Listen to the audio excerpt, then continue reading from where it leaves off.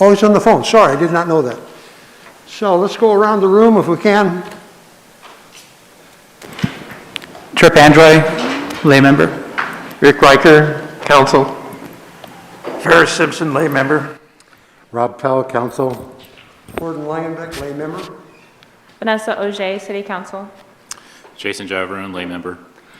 Joel King, City Council. Kirk Collins, City Council. Your layman.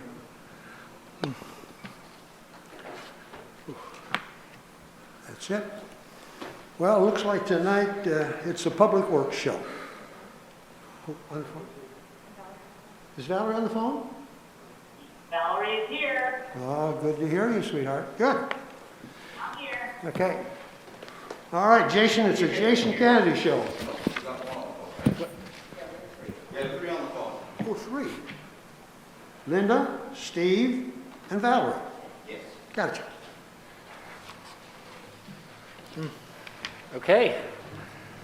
So welcome to Public Works Night, the most exciting night of the budget. We're going to start out with a discussion about department organization and then review each department and division's budget. And that'll include transportation, stormwater, water. Wade, can I get you to grab me my budget books out of the office? I forgot those. Thank you. Because we're going to follow along on the budget book so that I can get you to the pages.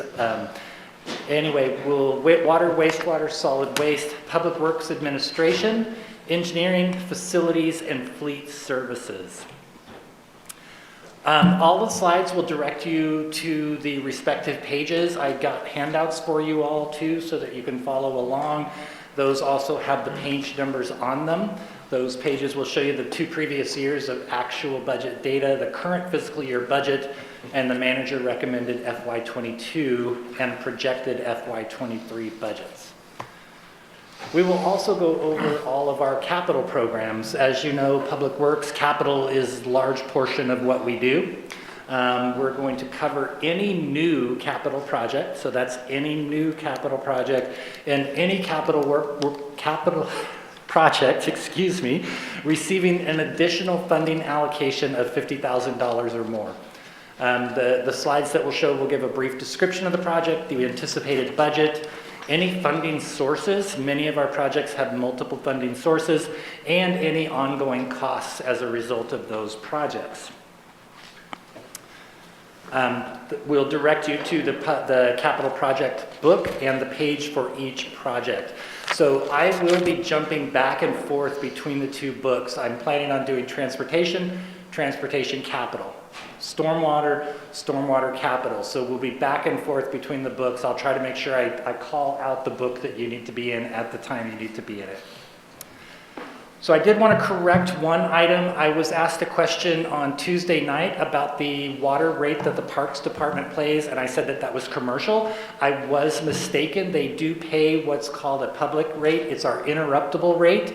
And instead of being $1.30 per unit, it is in the $1.13 per unit. And I just wanted to let everybody know that it was not a commercial rate, but the interruptible rate. And that rate was developed for public entities, schools, and parks, essentially, that are watering large quantities of area. So the Public Works organizational structure is pretty big, pretty diverse. We cover a lot of area. That includes water, wastewater, parks, fleet, streets and drainage, engineering, and our capital programs. We also include our GIS and facilities.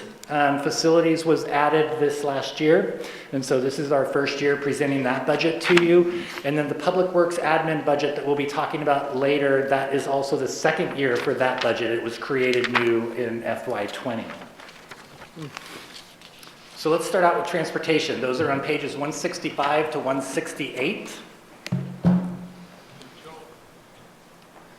in the budget book, not the capital book. So that's the thicker of the 2. So the transportation program is responsible for the maintenance, the operation and maintenance of vehicle, bicycle, and pedestrian systems. Bicycle and pedestrian systems are becoming a larger part of what the transportation system is about, as we find that more people are walking and riding bikes to get where they need to be. They're responsible for the surface repairs, including overlays, sign fabrication and installation, curb, gutter, and sidewalk repair. They also deal with right-of-way vegetation control. This is shared with the Parks Division staff and community development and with our streets and our stormwater folks. They are also responsible for our street lighting program.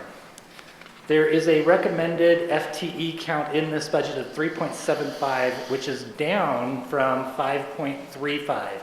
And while that seems like a big change, it is not as big of a change as it feels, because when we get to the stormwater budget, what you're going to see is that the stormwater FTE count has gone up by the same amount that this budget has gone down. What we are doing is reallocating our staff between the streets and stormwater divisions to more accurately reflect where they are spending their hours working.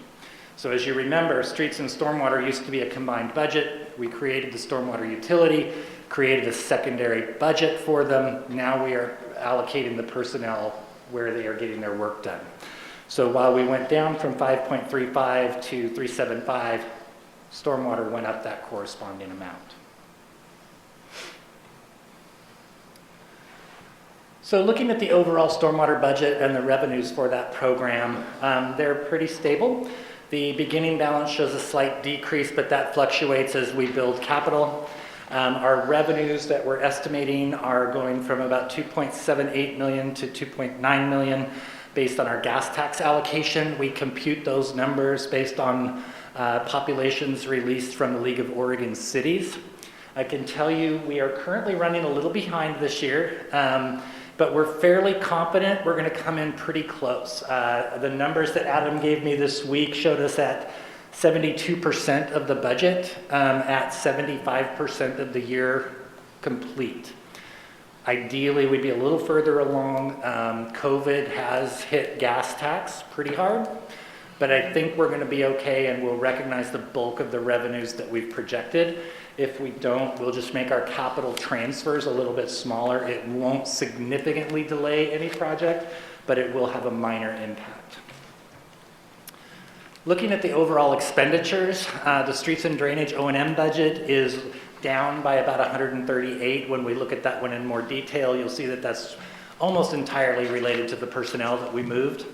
Customer services is pretty flat, but down slightly. The general program ops, that's where we house our transfers, is up slightly. So we were able to transfer, or estimate that we'll transfer a little bit more this year. And then street lighting is down slightly. As many of you know, we did do a LED conversion this year. So we're anticipating seeing a pretty significant decrease in that bill. And then capital construction is where the funds are housed that go out to do our capital. We have lots of capital projects on the books. Many of them are very large, and so we have to accumulate funds to be able to complete those. Looking at just the operational budget for transportation, this is the crews that are out in the streets doing the work on a daily basis. You can see that in almost all instances that budget decreased. Again, that's strictly related to the reallocation of those personnel to other budgets, which we will see an increase in.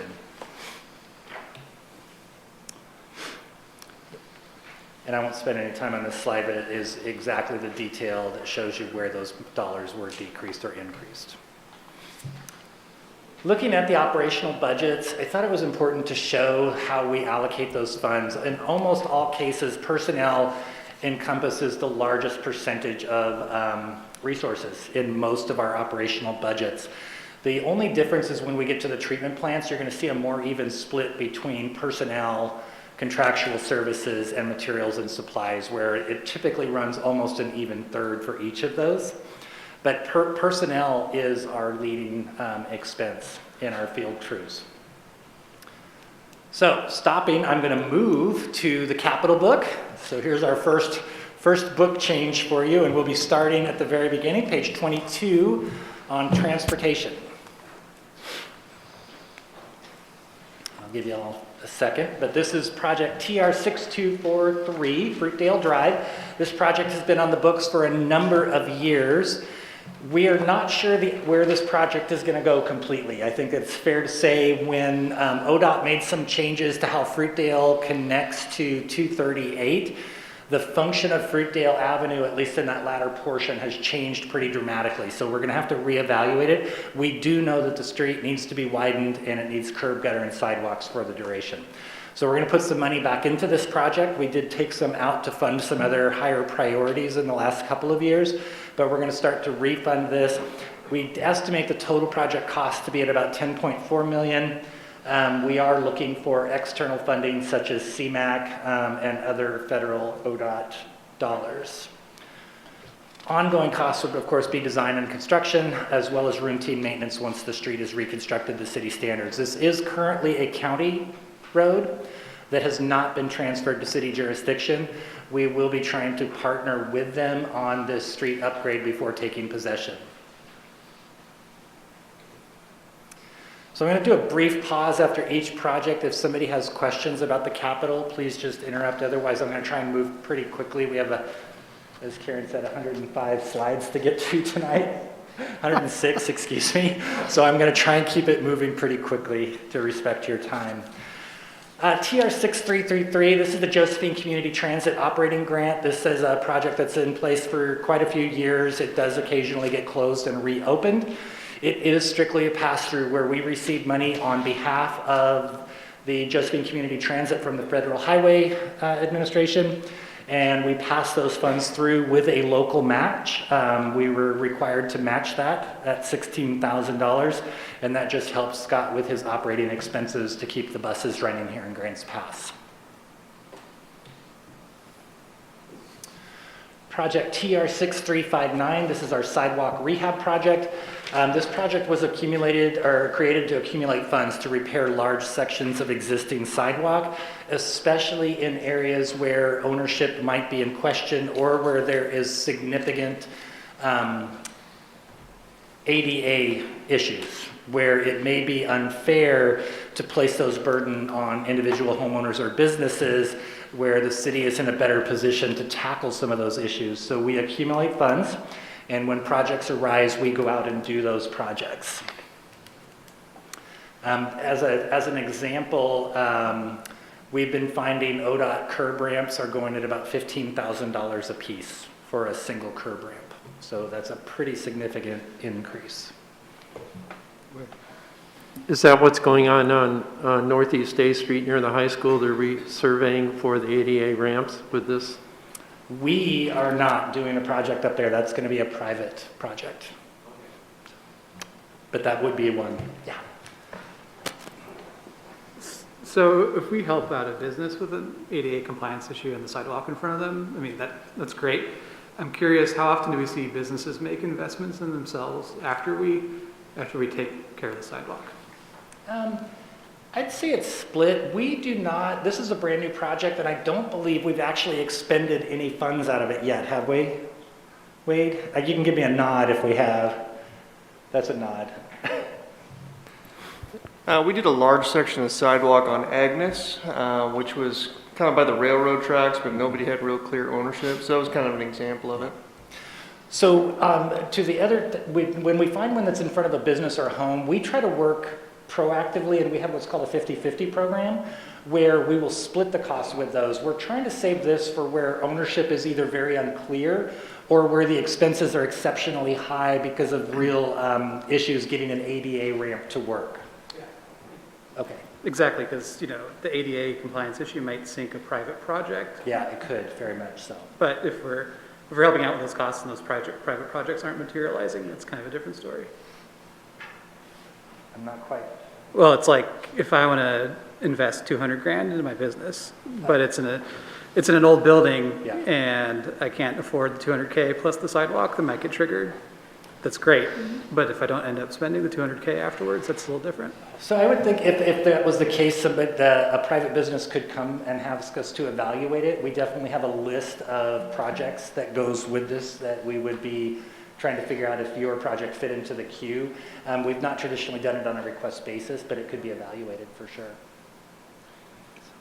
Jason, you talk about undefined or who owns a piece of property. Yeah. Can't the tax collector tell you who owns that? They can, and when I say So the one on Agnes, it was vacant property. It was unlikely we were going to get any property owner to repair that sidewalk section. It's wetland property. It's likely undevelopable. It's getting close to the railroad right-of-way, and we had a real safety issue with the sidewalk in that area. And so those are the ones that we're looking at where we know we're not really going to be able to get in there and get the owner to take care of the property, and we're not going to get much effect out of putting a lien onto the property. And so we're being real careful. Normally, yes, exactly what you just said. We will go to the owners, work with them, and get it taken care of.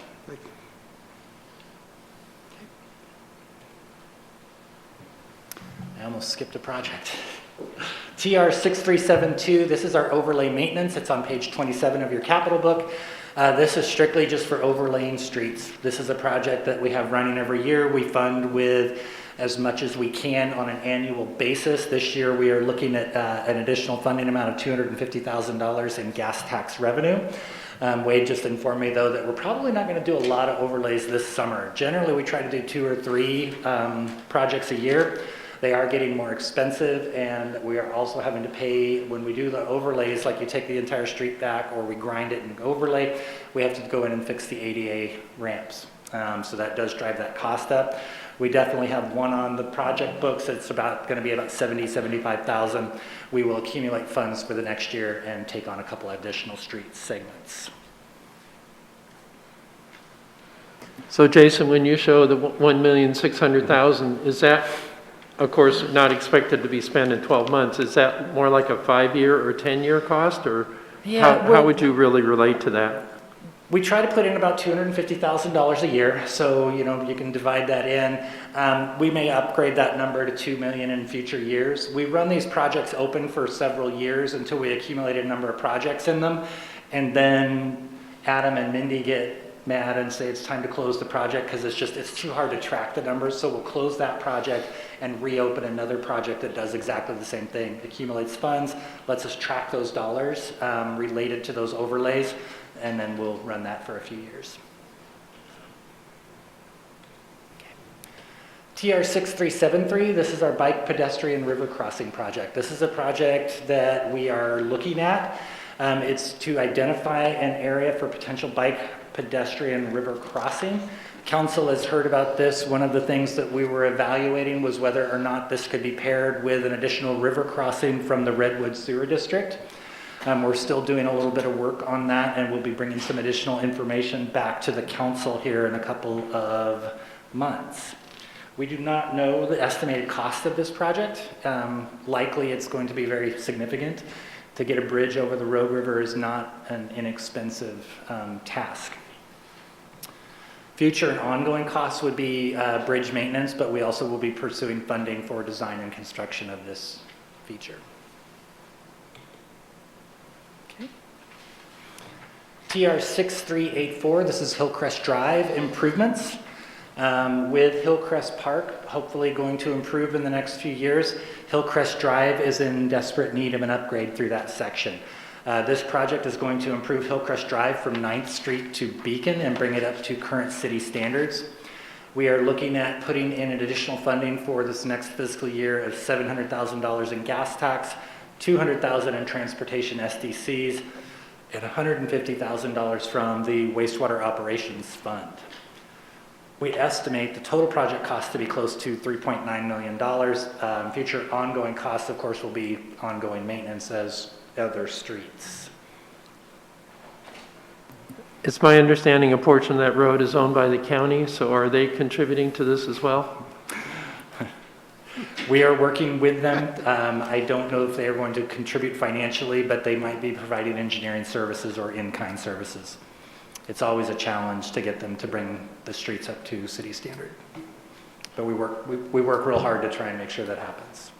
Karen? Hello? Can you hear me? I'm trying to... Yep, we can hear you, Valerie. Okay, my question is on all of these projects, I have seen like the gas tax as a revenue source, but I do also know that we pay transportation tax on our water bill. So what is that referred to when you're seeing it as a revenue? That's a great question. It actually gets lumped in with the gas tax revenue. We could call it out separately, but we tend not to. The transportation utility fee it kind of just gets lumped in with the gas tax revenue, Councilor Lovelace. Okay, that's what I wondered about. Yeah. Okay, thank you.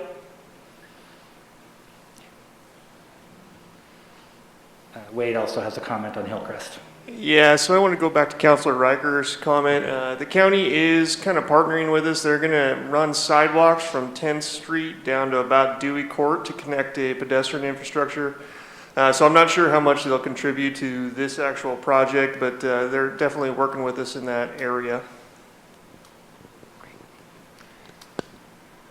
It's my understanding, if this is Valerie again, that they're also going to be working because ODOT is going to be coming in to do the bridge seismic activity on the Hillcrest Bridge, if I'm correct, and they're all going to kind of try to work in conjunction with that. Am I correct? That is correct. It's our understanding that we're trying to get, and I think that we got an agreement that ODOT will be installing short sections of sidewalk immediately under and adjacent to the overpasses so that we can connect to those. Okay. And then we will continue with sidewalks up to, up around on Beacon as well as Hillcrest. Am I correct? That is correct. Up to Beacon. Okay, up to Beacon, and then Beacon over, there already is sidewalks, if I'm correct, on that part from Beacon for that section, I think. That is correct. Thank you. Yep. So next project, this is a new project. This is TR 6410, Lincoln Elementary Pedestrian Access Safe Routes to Schools. We're really proud of this project. This was a grant opportunity. And it will install sidewalks and pedestrian infrastructure within the immediate vicinity of Lincoln Elementary School. We received a $1.38 million grant from the Safe Routes to Schools. The local match for that was the $345,000. This is going to build a tremendous amount of sidewalk and infrastructure in that area to make it possible for kids to easily and safely walk to school or ride their bikes to school. So we're pretty excited about that.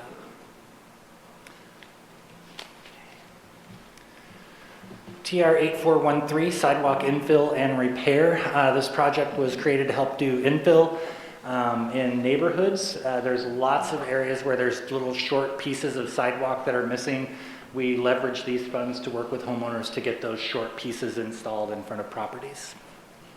And we just try to fund it with about $50,000 a year. We don't always expend it all, and sometimes it accumulates. Sometimes we expend more than we allocate to the project. Is there any prioritization, sorry, Jason, is there any prioritization on all arterials as opposed to neighborhood roads on that? There is not, Counselor. We primarily spend those on a first come, first served basis. Okay, thank you. Great. Moving on. Second program, Stormwater and Open Space. These are pages 179 to 190. In your thick budget book. We're going to flip back to the other book. So this is a newer program for us. The bulk of this work was completed under under our transportation program in previous years. It's responsible for the repair and maintenance of surface and subsurface drainage systems. It also is what handles all of our street sweeping contracts. Right-of-way vegetation control. This is the one that's shared between transportation, parks, and stormwater. It also manages the intergovernmental agreement with Grants Pass Irrigation District, as our stormwater system and the irrigation system are linked to a point where we can't quite extract them all. They also are responsible for our permit compliance with the Municipal Separate Storm Sewer System, MS4, Phase 2 permit, which was issued to the city 2 years ago. This has a recommended FTE count of 3.93, which is up from 2.43 in previous years. There is a slight discrepancy in how much one program went down and the other went up. That relates to a couple of items. One is that previously the previous property management coordinator had 1/10 of their time allocated to the transportation budget. When Public Works took that over and we looked at budgeting, it didn't make sense to budget their time there. It was originally intended that they were maintaining some of the downtown traffic infrastructure, street lighting and whatnot, but it was never actually drawn from there, but the personnel was allocated there, so we withdrew that. And then also part of the supervisory time was in there, and we've reallocated those. So it wasn't a direct one-to-one. This one didn't go up as much as the other went down.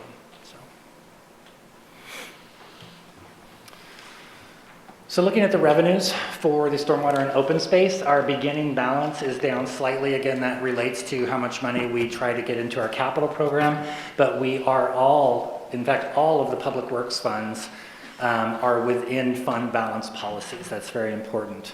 Stormwater fees, the revenue is showing up slightly for the next fiscal year, as well as being able to perform more capital construction. And this is where the stormwater utility that council enacted a few years ago has really made a big difference. The stormwater team is out there day in and day out now. They're cleaning lines, they're TVing lines, they're finding areas that need to be repaired. And you're gonna see coming up, we've got some really big and important capital projects on the horizon, which will make a big difference to localized flooding in the city of Grants Pass. Looking at, oh, sorry.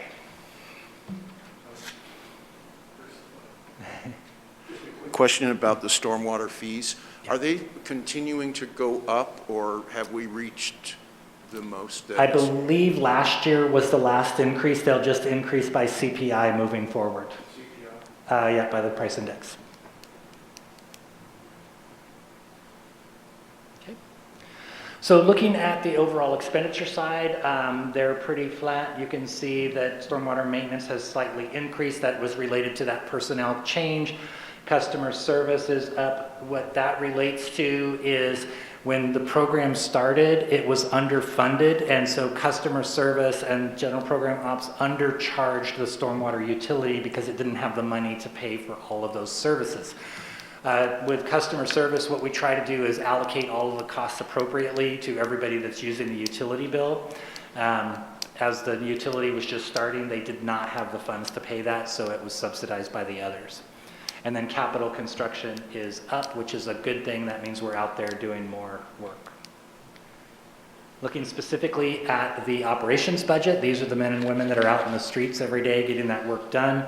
You can see that that went up by $177,000. Again, all of that is related to that personnel services and the reallocation of persons from streets to stormwater.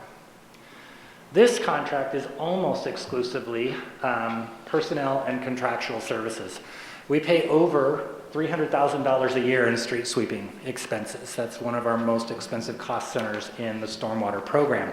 The reason that stormwater pays for street sweeping, it's kind of not intuitive, but keeping the streets clean keeps dirt out of the stormwater system, which keeps dirt out of our waterways, which is a real benefit to the whole community. So that's why that center is there.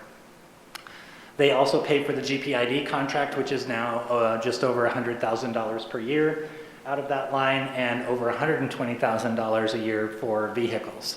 So as you can imagine, as we're getting this water utility up and running, they also have very similar needs as the collection system. They need very large Vector cleaning trucks. And in fact, the stormwater system, most of the pipes are larger than our sewer lines. Stormwater is a much bigger utility, so we're working on that.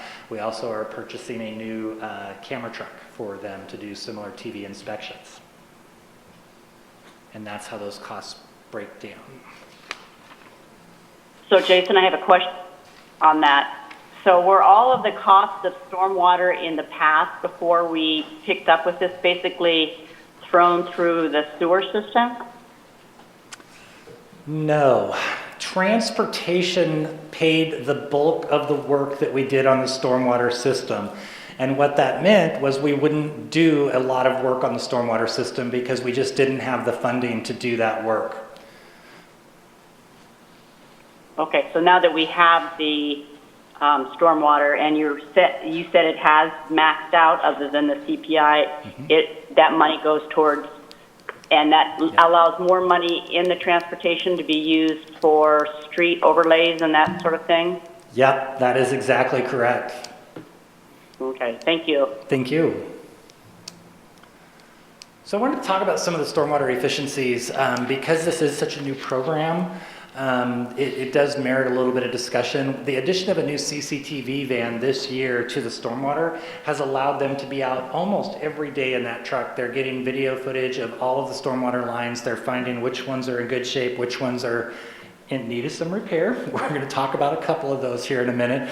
But it is allowing us to get much better maps of our stormwater system. As you recall, when we started the utility, we came and talked to you, our stormwater system has kind of evolved. It wasn't necessarily as planned as it could have been.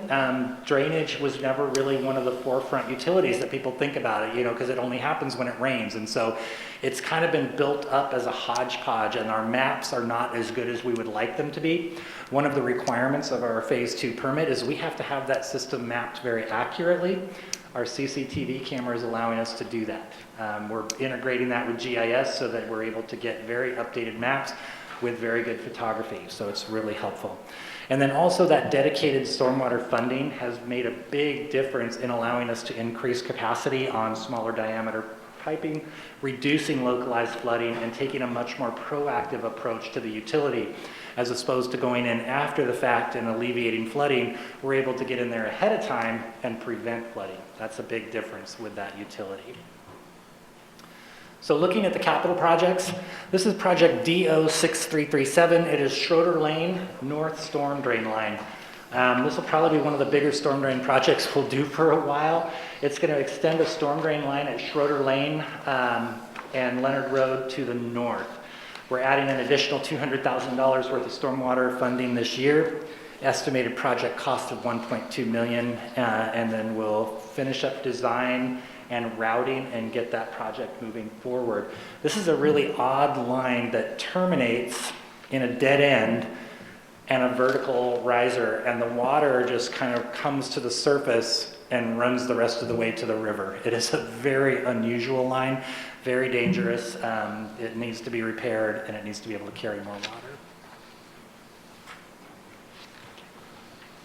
DO6353, this is an emergency storm drain project. We have these on our water side and our wastewater side.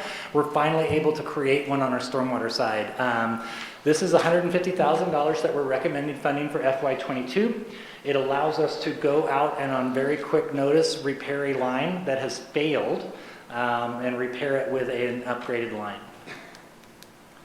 This one was an ongoing project. We'll try to fund it at anywhere between $50,000 and $100,000 per year. DO6371, this is 5th Street Storm Drain between G and M. This is on page 49 of your capital book. This is another fun project. It's going to be about $700,000 total project cost, and it will replace a structurally deficient storm drain line on 5th Street between G Street and M Streets. We are working on preliminary design and sizing, and then develop the total project cost after that. This is an interesting one just because the line that is installed here was installed in 1927. It's an old clay line. It actually was a sewer line that was abandoned because it was starting to deteriorate and it was undersized. So of course we converted it to a storm drain line and started carrying stormwater for it. Now it is also still deteriorating and now become undersized for stormwater. So we are going to replace that with an appropriately sized line.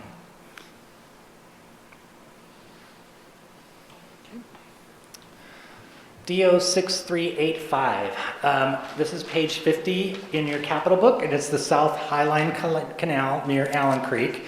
This project looks a little funny, and that's because we are putting in $375,000 worth of miscellaneous funding.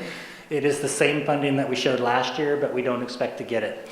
So with our IGA with Grants Pass Irrigation District, we have agreed that projects that we do together will be funded 50-50 by each utility. GPID will come to the table with half of the funding. City of Grants Pass will come with half of the funding. We have placed our funding in this project, I want to say last year. GPID is not quite ready to do the project, so we're going to keep doing it. This is one of our #1 projects out of our Stormwater Master Plan and very important to Grants Pass Irrigation District to boot. So hopefully we'll move that project forward in the next few years. We estimate the total project cost to be about $750,000, and we'll get that project going shortly. Ongoing maintenance will be performed by Grants Pass Irrigation District, not the city of Grants Pass, because it is on their infrastructure that these dollars will be spent. So when you indicate you'll be resurfacing the canal, will that mean you'll be lining and shooting it with concrete? And that would be done by GPID? It could be done by them. We're not sure. One of the things that we have concerned, the canal in this area is undersized. And so what we've determined is that in our stormwater master plan, it identified the need to expand the canal slightly in this area. We've been working with GPID because they actually have relined fairly significant sections of this ditch prior to this. And when they reline it, they essentially just add concrete to the interior of the ditch, and they're making the problem a little worse for us by shrinking that down. It still meets their needs, but for stormwater, it's going the other direction. So we're trying to work with them to make sure that we get the proper engineering done, that we get the installation done to proper standards, and that project moves forward. So that's what the holdup is. Good question, though. Thank you. DO 6386, this is C Street at Dimmick. This is to upgrade a stormwater line near the intersection of C Street and Dimmick Street. It is receiving funding from multiple sources, including $100,000 from the Stormwater Open Space, $400,000 from our Transportation Department, and $150,000 in wastewater operations for the relocation of a sewer line in conjunction with the project. We estimate the total cost to be approximately $850,000. Final design we'll get that a little bit closer. This is for a line that was installed in a bad location, but has subsequently, and when I say subsequently, probably in the 50s or 60s, has been built over by multiple houses, and that line has got to be moved out from underneath those houses to become serviceable. This is a new project. It is project DO 6412, Rainwood Lane to Leonard Road stormwater improvements on page 52 of your capital. This project is going to replace an existing deficient stormwater line with a much larger pipe to alleviate capacity issues out in this area. As you all know, the Redwood area is very, very flat. Many of the pipes that were installed way back in the day were undersized. Now that the area has continued to expand, we need to get large diameter pipes which will allow the water to flow more freely and get it to the river. And this one is receiving water from the Stormwater Open Space Fund as well as Stormwater System Development Charges.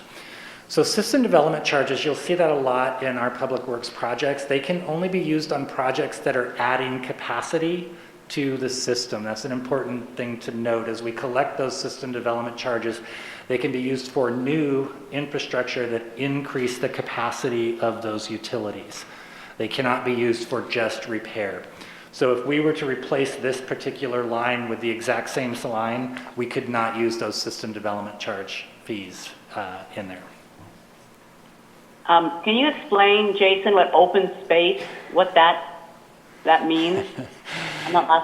Yes. So stormwater and open space, it was a name that was given to the program years ago. Because much of our stormwater is now going into natural wetlands or swales, they're kind of just labeled as open space. So that's what that refers to. Okay, thank you. Mm-hmm. Say, Jason, before you leave this subject and go on to water services, the gas tax. A lot of vehicles now are electric. They don't pay gas tax. And then the charges that we have for the citizens of Grants Pass, the people that are outside of Grants Pass that use Grants Pass every day, the city about doubles in size during the course of a day, they don't pay any of those. So the citizens of Grants Pass are those that have gas vehicles are paying for those that are using electric cars. Do you know of any change that's going to rectify that inequity? Well, a few years back, ODOT did make, or the DMV did make a change. We do receive a percentage of registrations, vehicle registrations, in addition to the gas tax. It's kind of still lumped in with that gas tax revenue.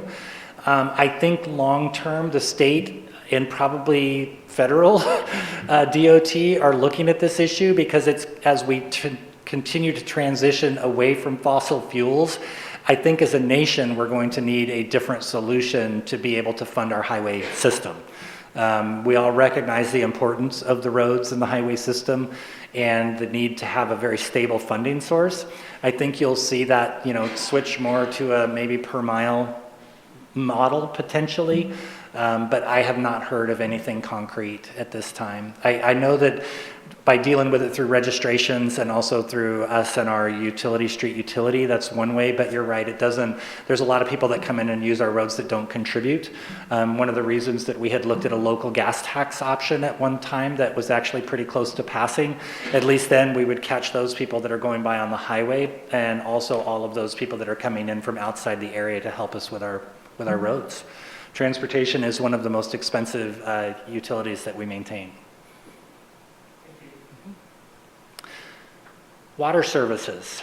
So on pages 191 to 208 of your big book,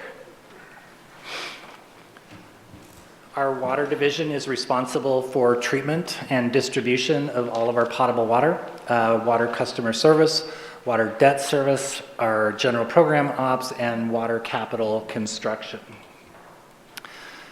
They are responsible for pumping and treating water from the Rogue River at the water filtration plant, distributing and metering that water to each of our customers, monitoring and reporting on our water quality.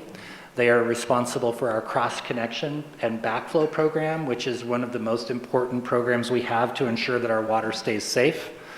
They are maintaining our treatment facilities, pump stations, and reservoirs. We have over 13 pump stations with 53 pumps ranging in size from 40 gallons per minute to over 2,300 gallons per minute. We have 8 reservoirs ranging in size from 45,000 gallons to over 5 million gallons in size, and over 191.7 miles of distribution piping ranging in size from 2-inch all the way up to 36 inches in diameter. So quite a range of materials. Our customer service division is great. They are responsible for all of our customer inquiries as well as meter leak checks, ons and offs, and all of our billing issues.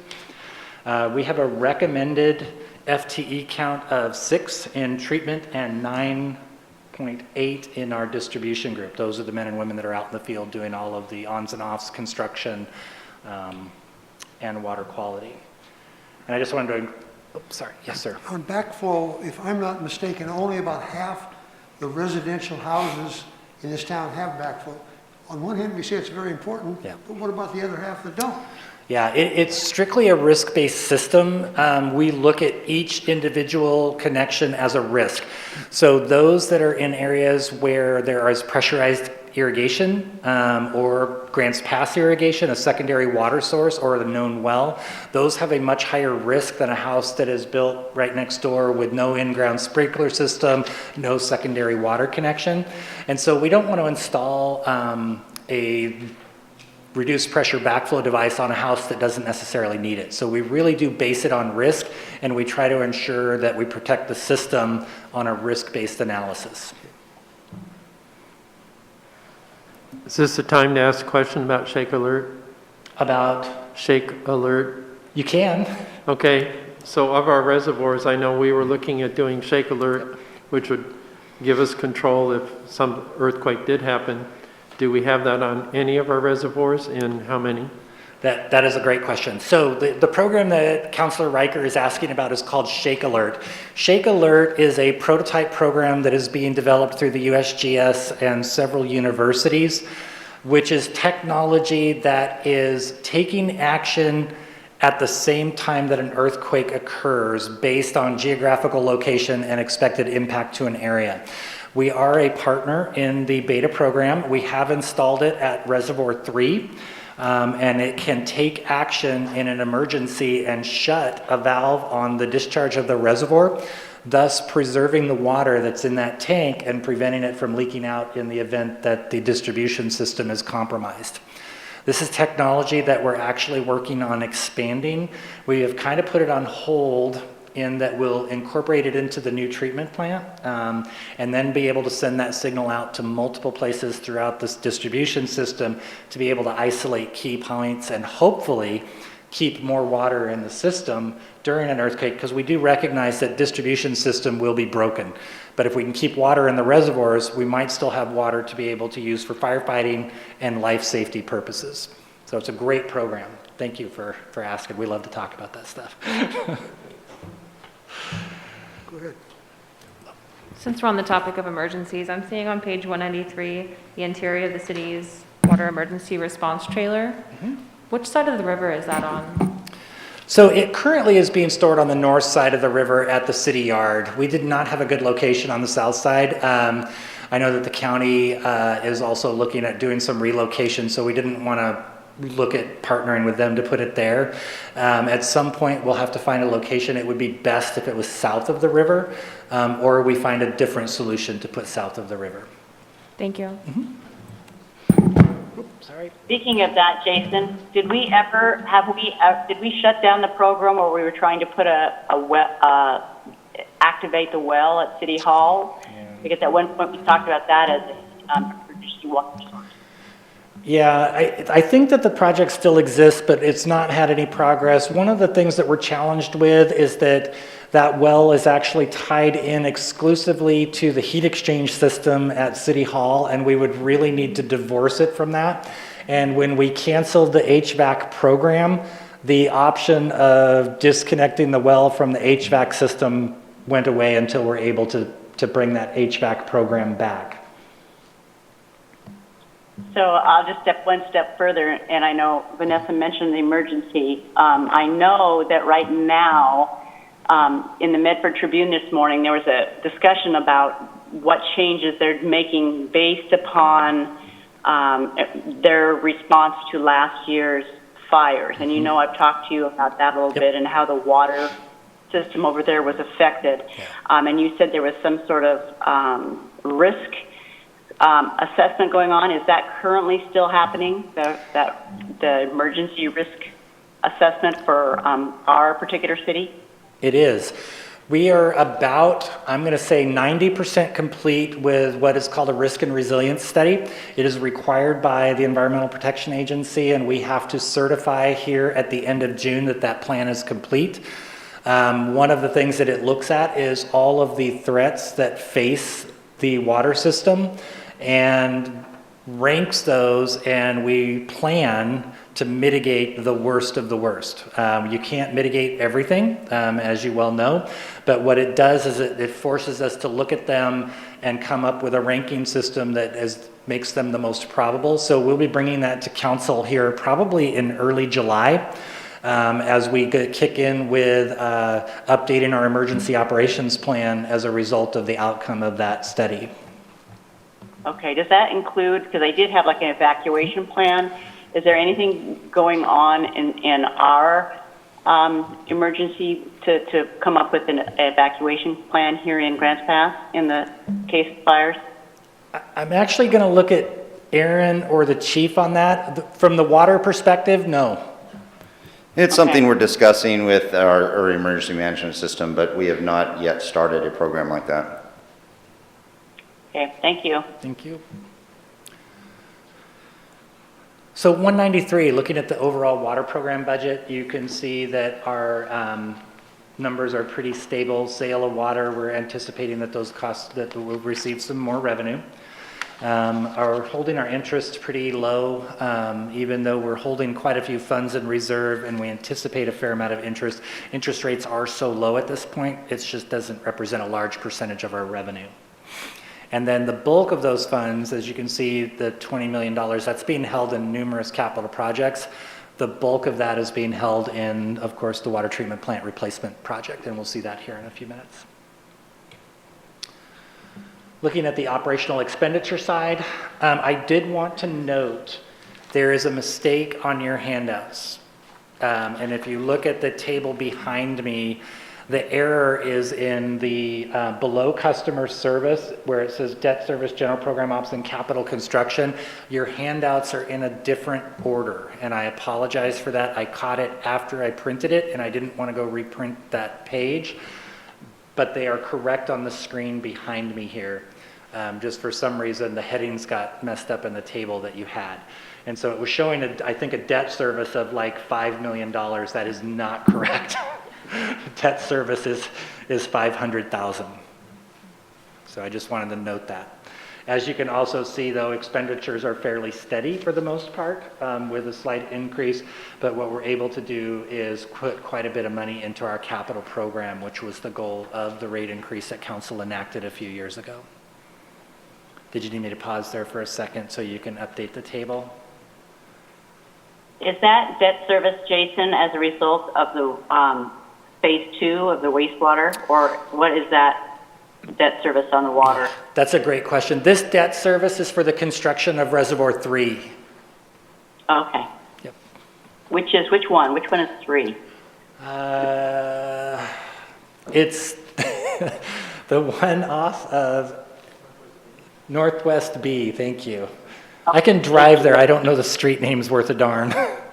It's up by Woodson area. Okay. Woodson. Thank you. Yes, thank you. Yeah. Thank you. Horrible at street names. Don't let me navigate ever. Ever. Looking at our operational budget, this is for water treatment, very constant. You see a slight decrease in our personnel numbers. That's just because we've turned a few people over. We have struggled with personnel this year. The city of Salem took 2 of my best operators, and Eugene Water and Electric Board took the 2 people we hired to replace them.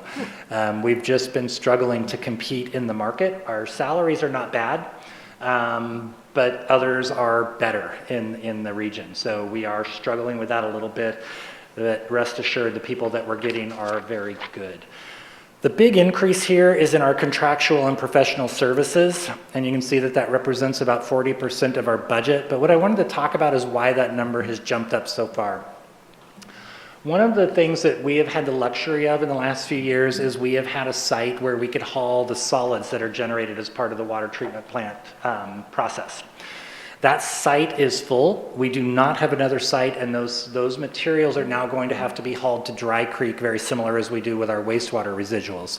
That's representing close to $100,000 increase in our budget because of the increased trucking costs. So as a result, we'll want to be looking for technology that ensures that we can dry those solids to a much higher level that will reduce our trucking costs as well as our disposal costs. So do different systems, as we look at a new water treatment plant, could involve something that doesn't have this residual? Is that possible?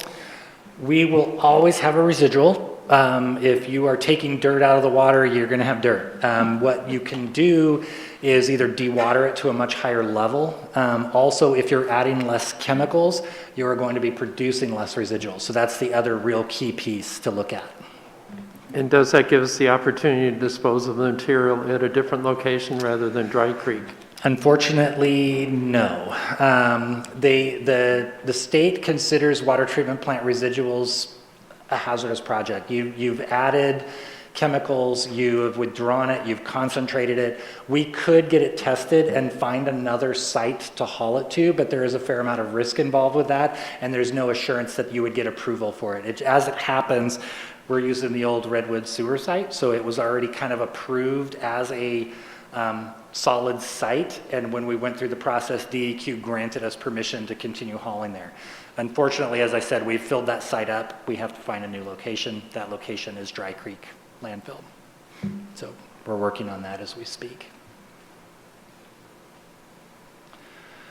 So looking at the water distribution group, these are the folks that make sure that the water gets safely to your tap and then respond when you're having an issue. Their budget also is fairly flat, a few increases, mostly in personnel.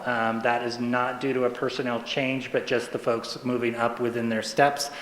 We've been very stable in our distribution crew, which is great. And again, here, as we talked about our field crews, almost exclusively, that budget really is over 50% personnel related. Water debt service, I wanted to talk about this briefly. This debt offering pays off in FY24. We are anticipating having new debt come on before this one is fully paid off as the water treatment plant project ramps up. One of the things that Adam and I will likely be talking to the city council about in the near future is a potential for us to be taking on debt sooner than the project kickoff. And the reason for that is debt is really cheap right now. The interest rates are about as low as they've historically been. If we can lock in a very low interest rate today, and be able to meet all of the bond covenants, i.e. we would have to spend that money by a certain time frame, we might be money ahead. We're working with our bond advisors to take a really deep dive into that, recognizing that the water treatment plant replacement is the biggest project that we've ever had, and we're going to have to assume a fair amount of debt on that. We are looking at every possible angle to ensure that that cost of that debt is as low as it absolutely can be. So this debt offering, you'll see it decreasing as we move forward in time. It will pay off early. The new debt offering that I put on this slide, I actually should have updated. We are looking at maybe getting that a little bit earlier. Which brings me, yes, Councilor. So do the current water rates with the rate increase cover, would cover the debt? Yeah. Okay, thank you. Yes. So that brings me to project WA000. We're back into the capital book. We normally don't talk about the 000 projects. They're kind of just the holding where the money moves into and out of we move it in into the projects. This is on page 59 of your capital book, but the reason that I wanted to highlight this is we are showing a $6 million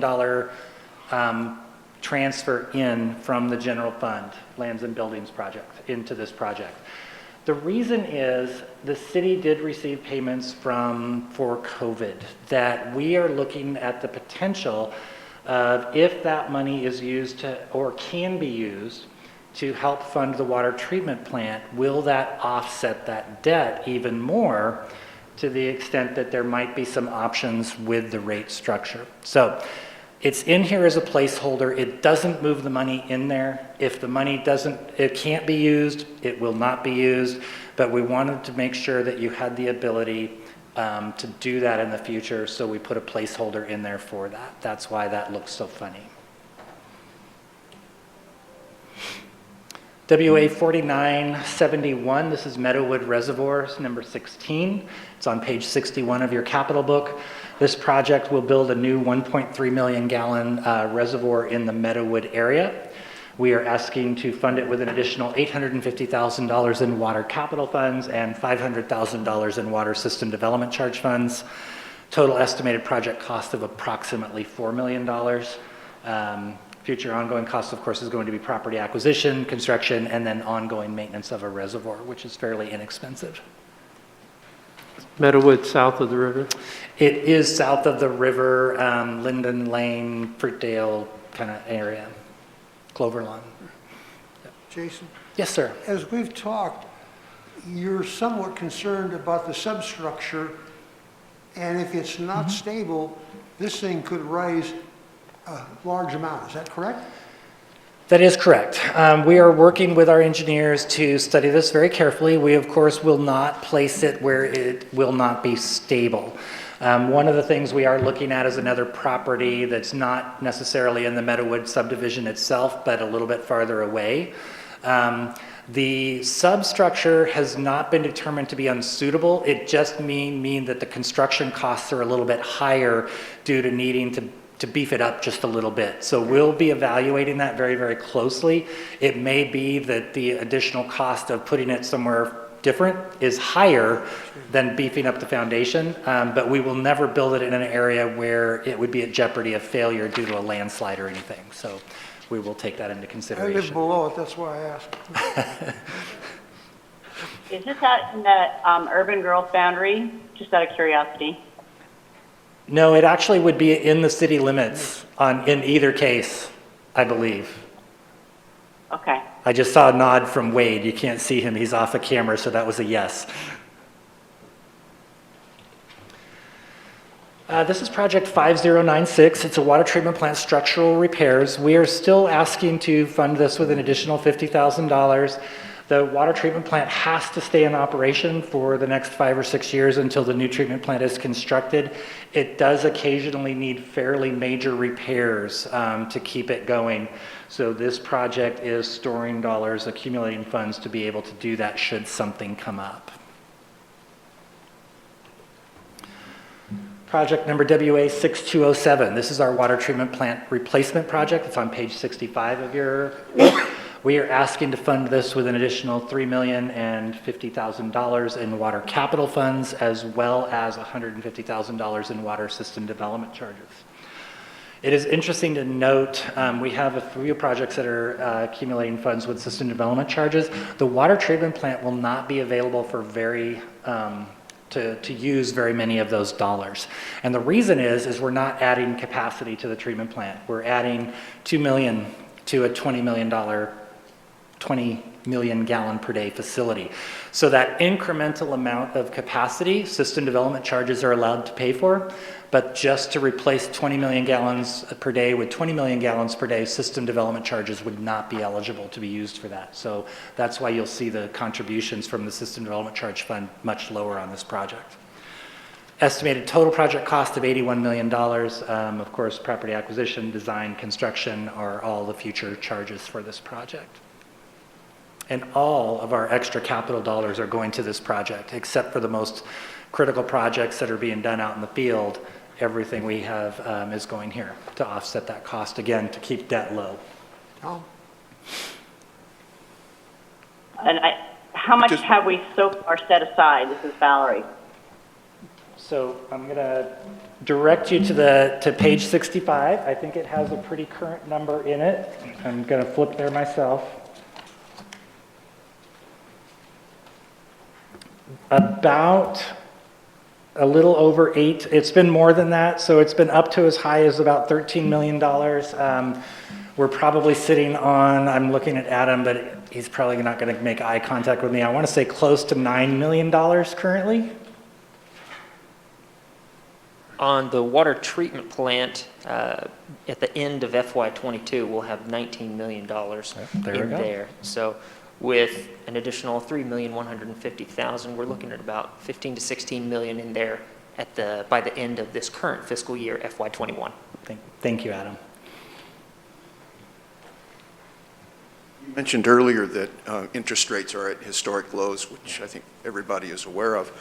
And you're proposing here that we borrow 56 million. Why not 60? Why not 65? What went into the decision to limit the debt financed portion to 56? I'm gonna take a little stab and then I'm gonna ask Adam to step in. We are looking only to fund the water treatment plant. We have been asked this question before. Should we expand it, get some additional work done in addition to? Now, while the interest rates are low, that question maybe has a little bit more merit. Before, it just didn't quite pencil out, and we only structured the rate to be able to fund that 65 or 56 million, and we didn't want to ask for additional rates. I don't have anything additional to add to Perfect. that. That's exactly why, with just the intent of borrowing only what we absolutely need to, and when we need to. To add to that, I would also add one of the things that we did is even when we added the cost, it was sunsetted. So we made sure that the money that we were collecting did not continue on in perpetuation, that we sunsetted the amount of money that we were raising for the water plant. Am I correct? Yes, that is correct. There is a portion of the rate, which is called the water treatment plant replacement fee, that will sunset when that debt service is paid off. So maybe to put a different spin on that question, I mean, we've accumulated something like $19 million saving up for the water treatment plant. We're in a historic low interest rate. So what's the opportunity cost in that $19 million that we've, as far as I can tell from this document, that we could have spent on many other water projects over the years? So I think that that's part of what we're trying to answer with our bond agent right now, with our bond advisor, by looking at if we borrow now and we spend that, there might be an opportunity to be able to get some additional work done and still keep it within the existing rate structure. I think that's what you're asking. That is that opportunity right now.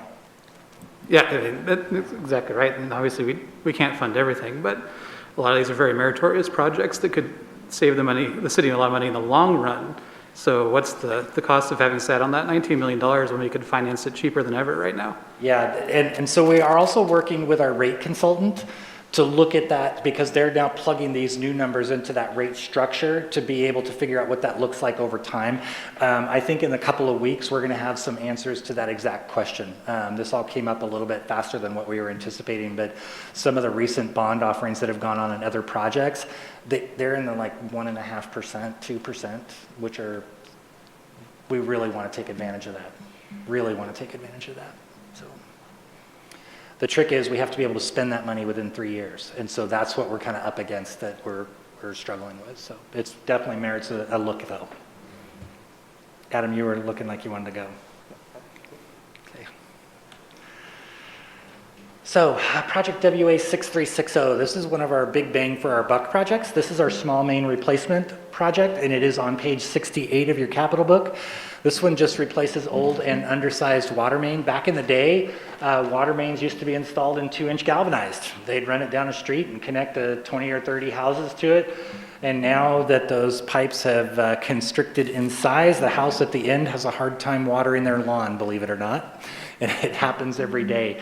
So we try to fund this one with dollars every year. This year we are recommending $320,000 in water capital and an additional $200,000 in wastewater capital, so that when we go in there on streets that have both water and wastewater infrastructure, we're able to replace both of those utilities at the same time. We call this an estimated total project cost of $2 million, but Councilor Riker, it's the same as previous, where this project funds multiple projects. Some of them are going to be $50,000, some of them are going to be $125,000, so it just depends. We bring each one of those to council individually when they cross that $50,000 threshold.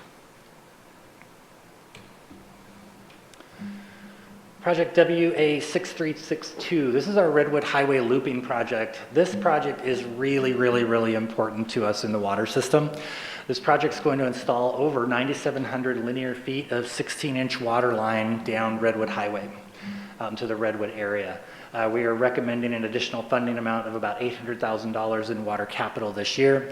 We estimate the total project cost to be close to $3.4 million. We are going to phase this project over 2 years. We were hoping to do it in the first year. We just didn't have quite an amount of cash reserves that we needed to do that, and still wanted to fund the water treatment plant at the higher level. So we'll be coming back with one more ask next fiscal year, and we hope to get this done, if I correct Wade, in FY24. Fingers were crossed. That's a good sign from Wade. Did you say that it's going to go down the middle, down Redwood Avenue? Redwood Highway, actually. This will be going Highway. down, yeah, the east, I'm going to get this wrong, the south side of Redwood Highway. Basically from Allen Creek all the way to Hubbard. I was going to say Dowell, but it was way past that, from from Allen Creek to Hubbard Lane. So will that include a loop system to Schutzwall Lane as well for the future? So this will actually replace, there's a single water line that's over off of Redwood Avenue that is a single point of failure for the entire Redwood area. This will include that loop. So we'll have a tie over at Dowell. At every cross street there will be a tie over. That's why it's such an important system, interconnect to line. This project has been on our #1 project for quite a while. Is it basically along the bike lane or the bike path that's out there?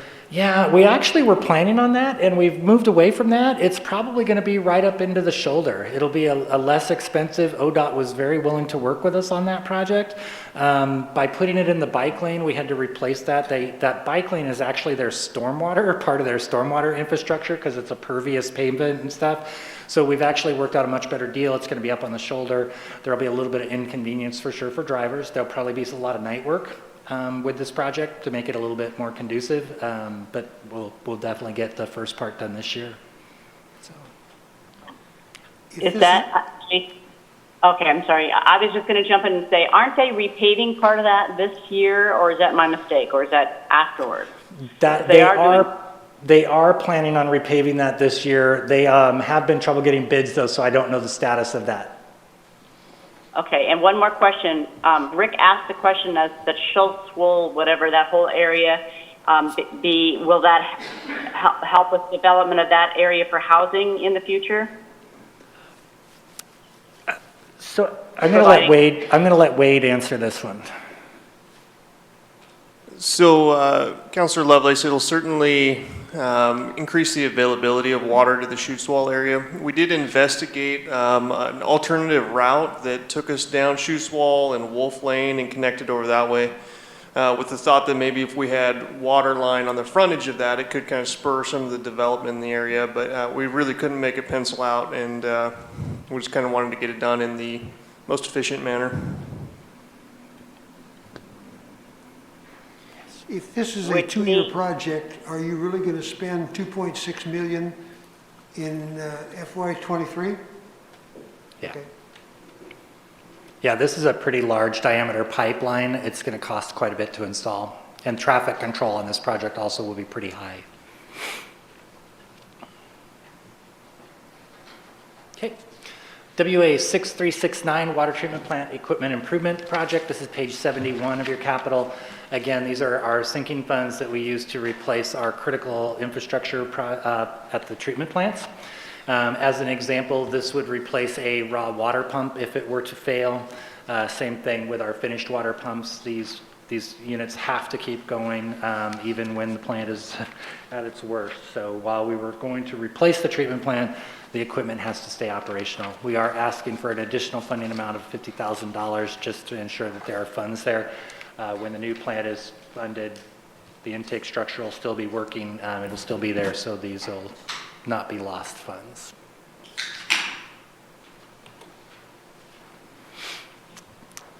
Here's the project Councillor Lovelace was just talking about, Lovelace. WA 6404, Water System Risk and Resilience Assessment. On page 674 of your capital book, we are asking for an additional funding amount of $50,000, which will just help us to complete this project. We are still waiting to hear on grant funds, which would help offset some of this cost, but so far we have not heard yay or nay from FEMA on whether we're receiving those, so we just have to plan on paying it all for ourselves. So we just want to ensure that the money are there for that purpose.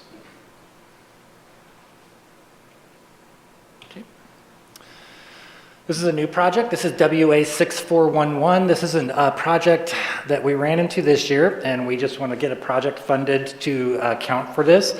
This is ODOT conflicting utility relocation. So when we are a utility in somebody else's right-of-way and they come in to do a project, lo and behold, we are on the hook to relocate our utilities if they are in conflict. We ran into this on Scoville Road.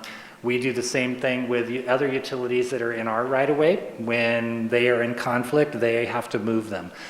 This has actually bitten us several times this year, as ODOT has been very, very proactive, and they've been out doing projects all over replacing ADA ramps on all of their infrastructure. So what we're hoping to do is just start to get a little bit of money accumulated so that we're able to respond to those without having to rob it from other projects, which is what we did this last year.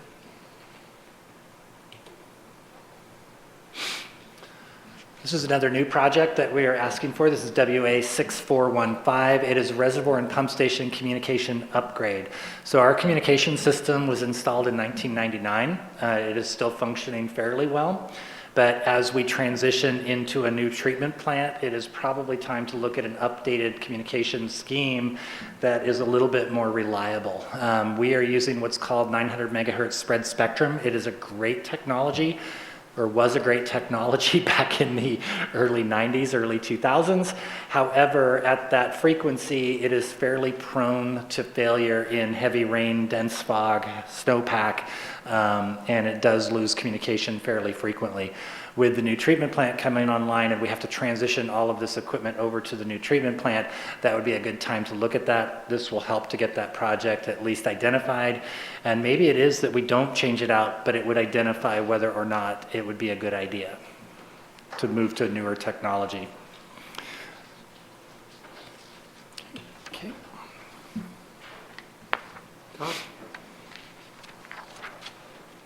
Should that be part of the risk assessment study as well? Is that communication system subject to hacking?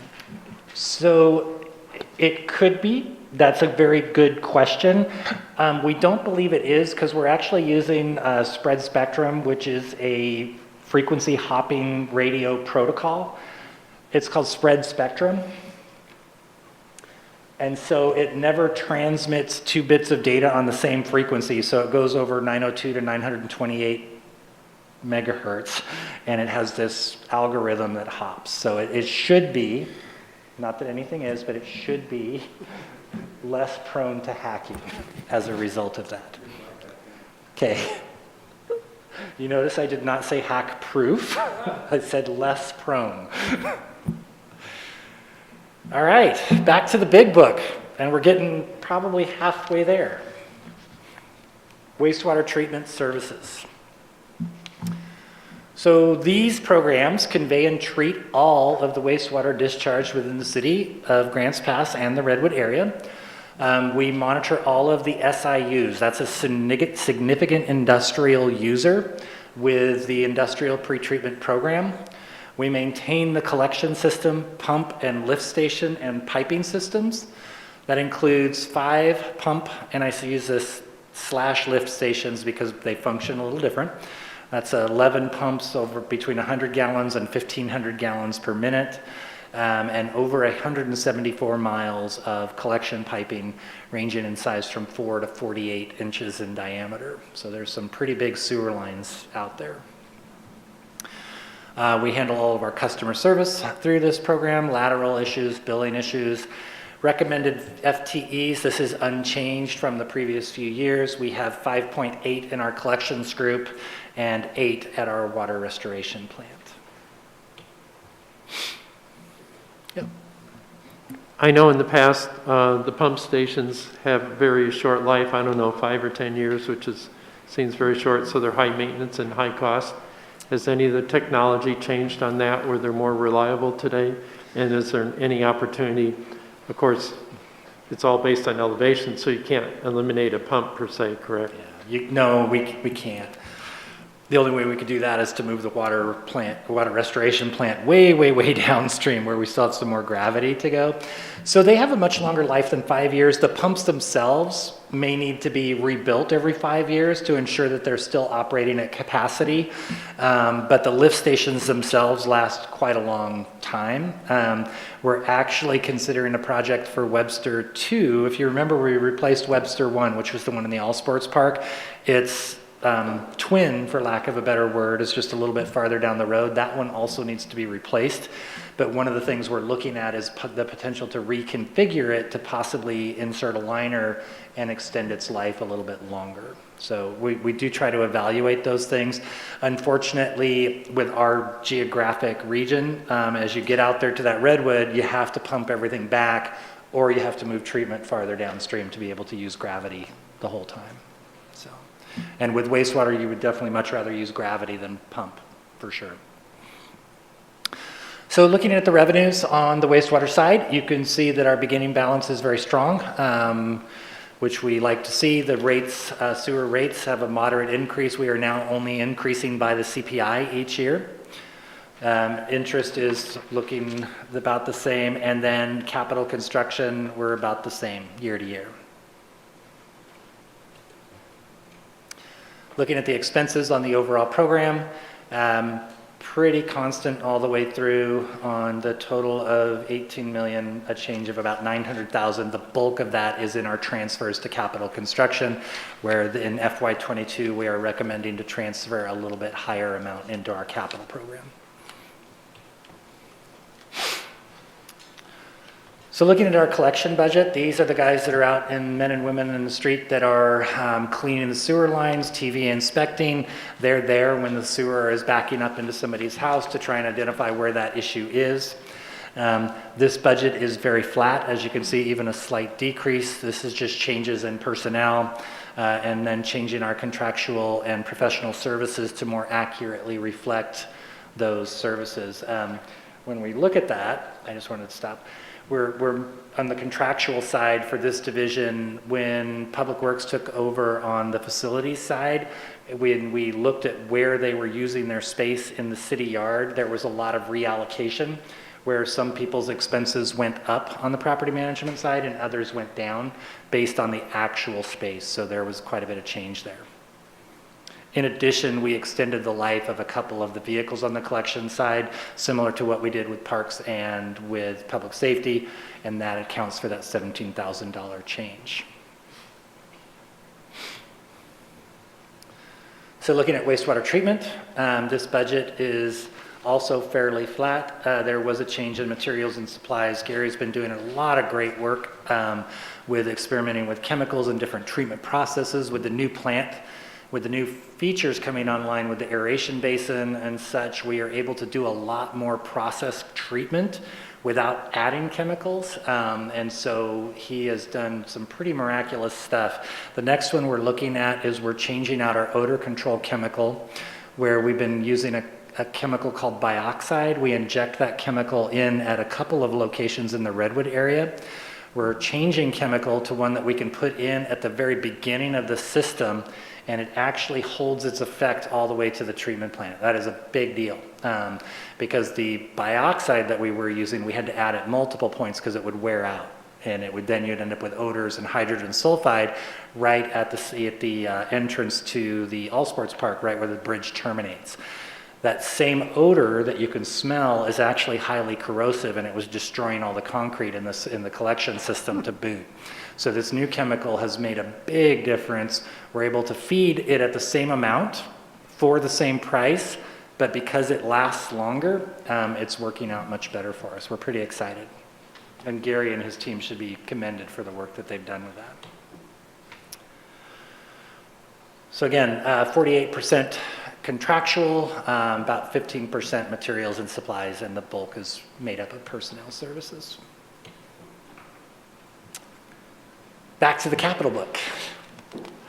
So SE 5080, this is our water restoration plant structural repairs. While we did our phase 2 project and we did quite a bit of work down there, the bulk of the building is still very old.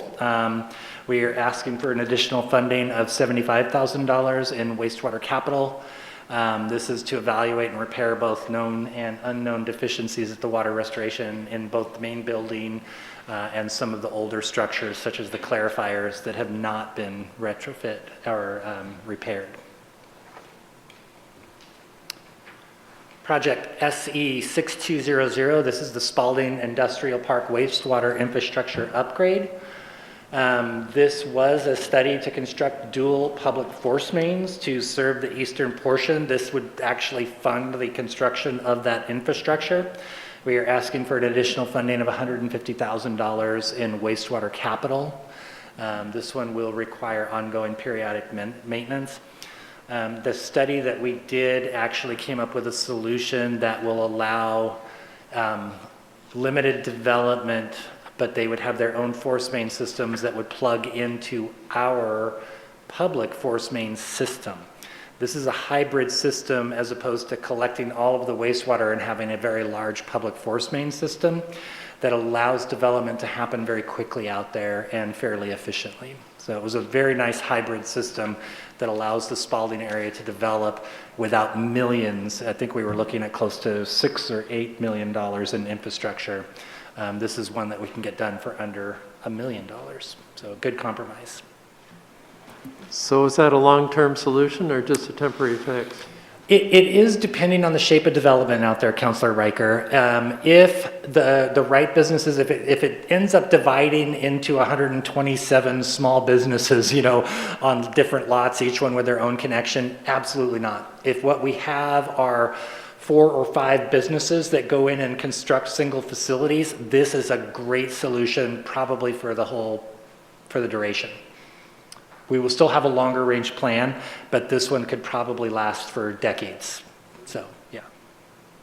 I'm also assuming that would mean there would be a buy-in from them as well, in terms of... Yes, absolutely, Councilor Lovelace. They will have their own infrastructure costs. They will have to build their own pump station to connect into our system.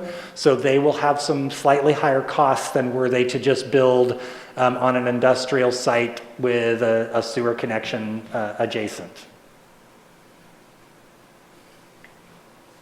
But I'm also, it is in the urban renewal, however, so some of that could be paid through that. Am I correct? That is correct, yes. Thank you.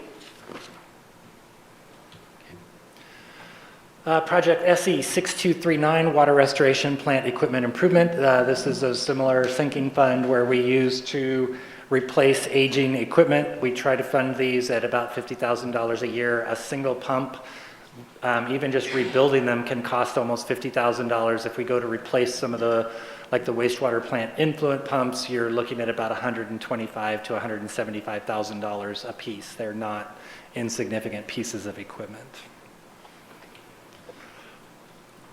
Project SE 6374, this is the Redwood Area Pump Station and River Crossing. I mentioned this a little bit earlier as we were talking about our bike and ped project where a possible river crossing. These two projects have the potential to work together. Council has directed staff to do a little bit more research on this to see if the pipe crossing can also serve as the foundation for the bike and ped crossing. We're doing a little bit more work on that. The consultant should have a report back to us. We are asking for an additional funding of about $600,000. We estimate the total project cost here of $5 million, but that's still under evaluation. That could be more if we are looking at a bridge, but we'll continue to evaluate that. The reason this project is important is the Redwood area lift stations are over capacity. We can't quite pump enough back, and during heavy rainfall events where we're getting a lot of infiltration, we actually have sewage that's leaking to the river or spilling to the river. These extra crossings will alleviate that pressure, allow us to pump everything back to the water restoration plant where it can be treated and not a violation of our permit. Do we have a grace period like 5 years if, I don't want to say it doesn't rain for the next 5 years, but if the rain is not to the intensity it has been in the past, is that an advantage for us when we go forward with this? I don't believe so. A violation is a violation, and we need to prevent them. What is in our advantage is we're making progress. We're studying it. We're figuring out what the issues are. We're working to overcome it. So that's what we want to keep focusing on.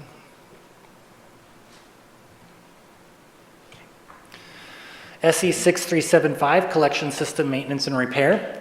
This is to replace badly deteriorated sewer mains and appurtenances, manholes that are failing, pipes that have failed. We're asking for an additional funding of about $400,000 in wastewater capital. These are kind of along the lines of our emergency repair. Lance and his team find stuff out in the street all the time that you can't wait for a project to come along. You have to just jump on it and get it fixed right then. So that's what this project funds.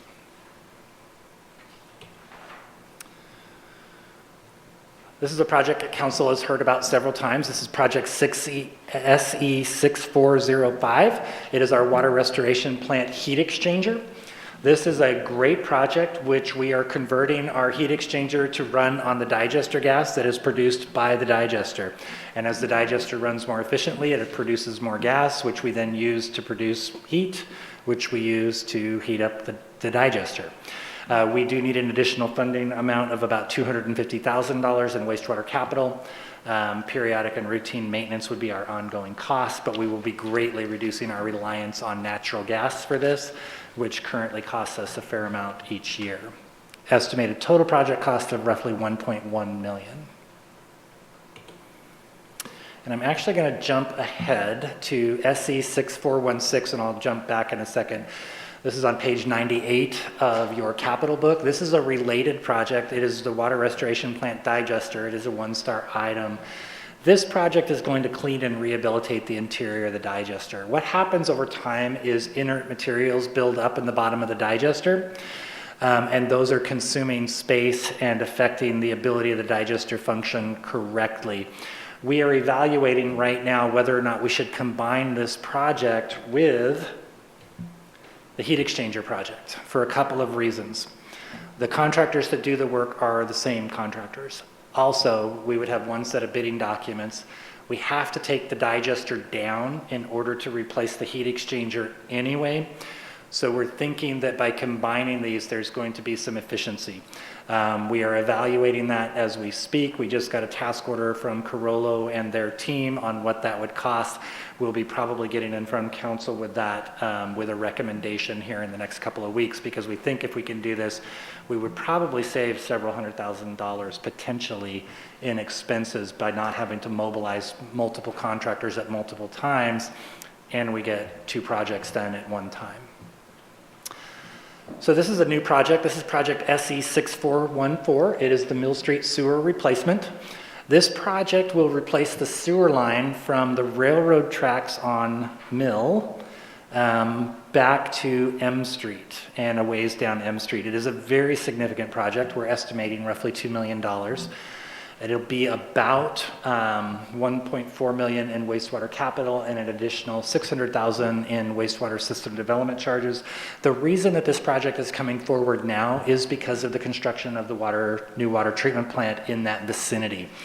We're going to be running some very large infrastructure in the street. When we go in to put that infrastructure in, it is advantageous, I think, to replace the sewer lines so we don't go put in 36-inch water lines, 2 of them, and then come back in a couple of years and replace a 14-inch sewer line. So by having the same contractor evaluate and do that work at the same time, again, we're going to leverage our dollars and get a better bang for our buck. So that's why we wanted to make sure that this project was available. If it turned out to be the right project at the right time, we'll get that done. If not, we'll move that project to the back burner. It is still a very high priority project. We'll have to bring in some photos. In fact, we'll do that in the weekly update. These manholes are very uniquely constructed in that flow usually comes into and out of a manhole. They do that, but they also installed a 45-degree for flow to bypass the manhole because they were backing up. It's really a bad portion of our sewer system. And then this is the digester project. This was a 1-star item through our goal setting, by the way, this year. So we'll be hopefully bringing that forward. Any questions on sewer? Okay, we're in the home stretch. It's a good thing. So solid waste. These are on pages 227 to 236 of your budget book. This is kind of our field operations and landfill post-closure. There is really no landfill operations except for monitoring the gas wells and the cover and ensuring that it is properly maintained. We did get a couple of projects completed out there in this last year, one of which is we're pretty proud of, actually. Wade and our landfill consultant were able to do a study.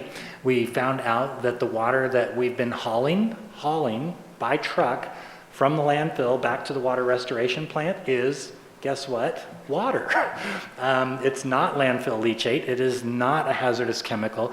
We were able to construct some stormwater infrastructure out there, and we are no longer hauling water from the Merlin landfill to the water restoration plant at the cost of $200,000 per year. That is a great savings for about $100,000 worth of infrastructure at the landfill. Great project. We're very proud of that.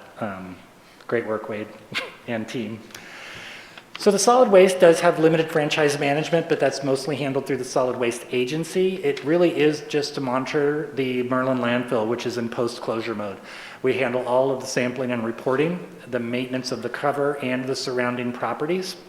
We were ordered by the DEQ to purchase several of the properties that were within the area of the plume that was detected. And then any other actions that the Oregon DEQ orders as a part of the closure. It also, however, does fund 0.05 of our urban forester. And the reason is we have well over 400 and some acres of forest land in conjunction with the Merlin landfill that we have to maintain. We have a forest stewardship program that we operate, and we do regular thinning, brush control, and timber.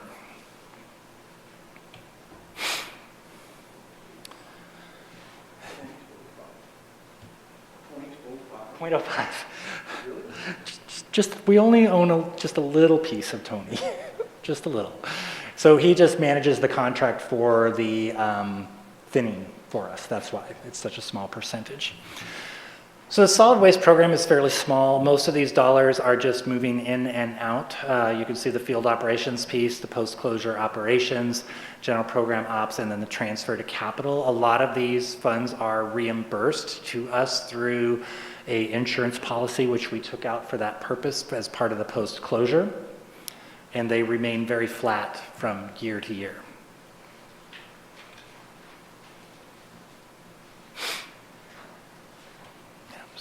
Past those. So efficiencies, we share people. That's really the only way we're able to do what we can do in almost all of our divisions in Public Works. But for in this case in particular, multiple people from multiple divisions support the landfill as needed. The urban forester, water restoration plant staff, water distribution staff, and contractors.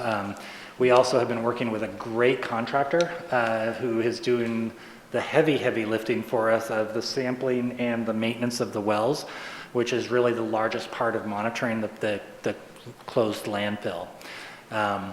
We just received the report. The landfill data is great. The contaminants are continuing to decline. Unfortunately, and I always get asked this, they will never decline to a point where we no longer have to monitor, but they are continuing to decline, which is definitely good news for all of the homes in the area. And then we have the one project. This is LA 2640 remediation. It just funds the activities. We move the funds in and we use these to operate the closed landfill.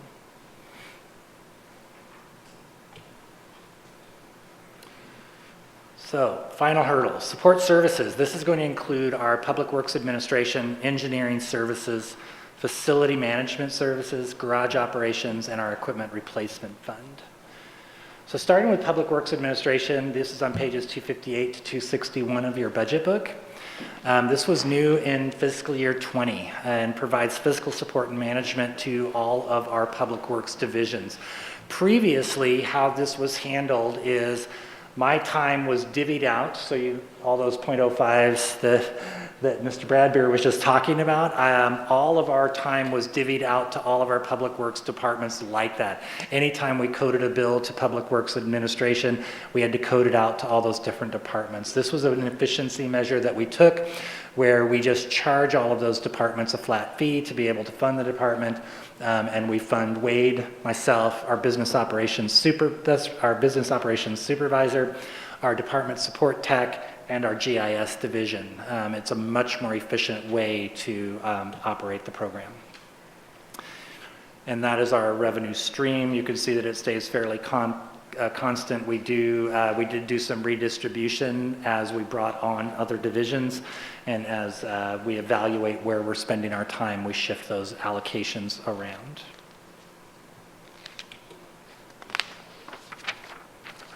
And then looking at our expenses, as you can tell, it is largely through personnel services. Our second highest is contractual professional services, and that is for the contracts that we hold. Oop, the other way. Okay. Next is engineering. These are on pages 262 to 265 of your budget book. These are the men and women who are out there running our capital projects, along with assisting with the developer projects and ensuring that the developer infrastructure is installed to city standards so that it's there to last the next 100 years. They are charged through a combination of fees for service, direct and indirect charges.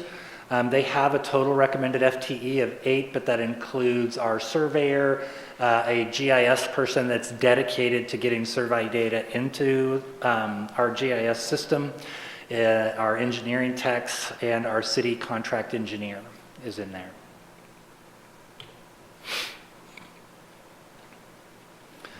The bulk of the expenditures in this department are through our personnel and our contractual services.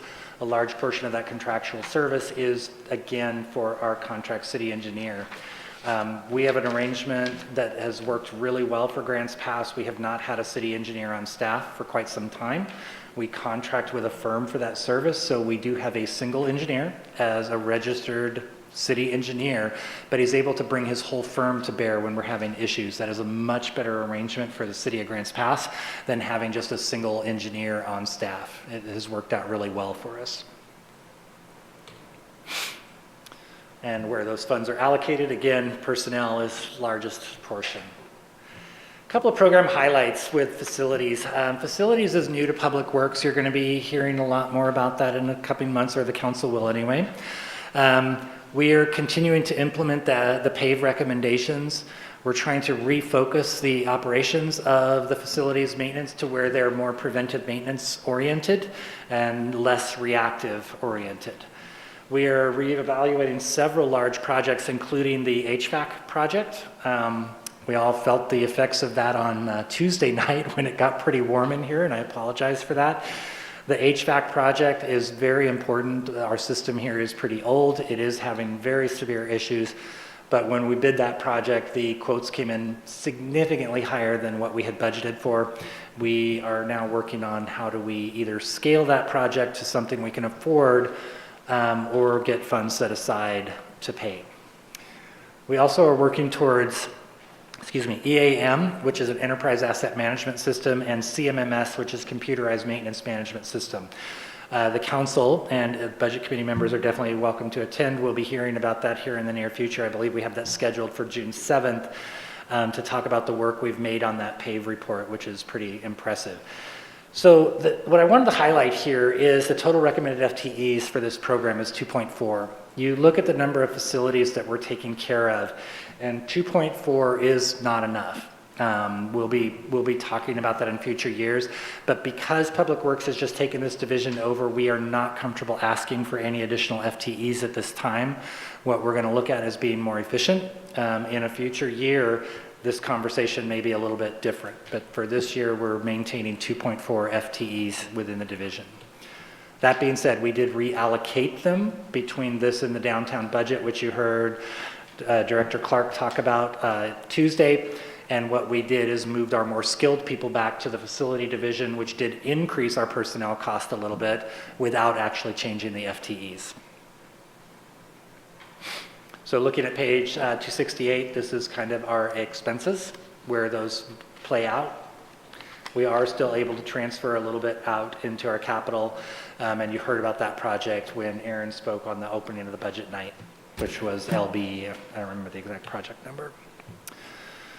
So the largest share of their budget is actually tied up in contractual and professional services, and that's because they're managing all the contracts for electrical, janitorial, parking lot sweeping in the downtown, security and alarm, plumbers, electricians, you name it, as well as training and temporary staff and small equipment repairs. So that's where the bulk of those contractual and professional services are allocated.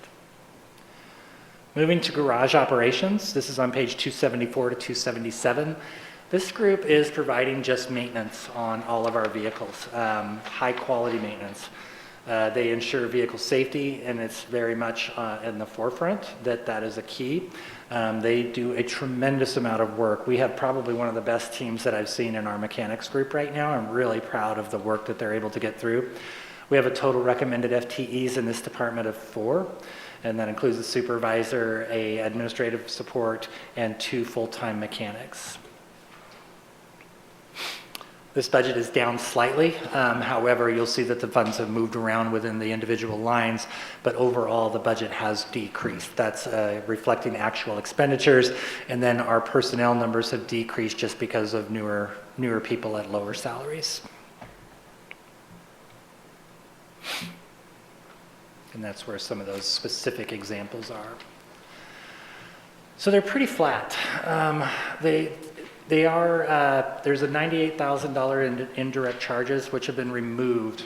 That's the big difference that you'll see in that budget if you'll look. Indirect charges went from 98,000 to 0. I did want to highlight that. As we looked at it, Adam can speak to that more directly, but it was essentially double charging. So this division is one of our internal service divisions. It only provides services to other city divisions. And what was happening is admin and IT were charging this division, and that division was charging admin and IT back. That just seemed like an inefficient step to take. especially when in the end, the total amount is being charged out to the other divisions. So it does look like a large change. It's just a change in process. So the fleet budget is actually a real challenge. When we took this over a few years ago, we really struggled, wrestled with it a little bit. So the revenue that I receive in this department in FY22, which starts July of 21 through June of 22, reflects work that was performed in calendar year 2020. So we are actually billing all of this work a year in arrears. It actually ends up being close to 18 months sometimes. The reason for that is we used to just, if Warren brought his vehicle in and we repaired it, we sent him a bill. Well, in a year where he had a lot of repairs, he didn't know how much money to put into that budget line for that. And so he may overspend that line fairly significantly.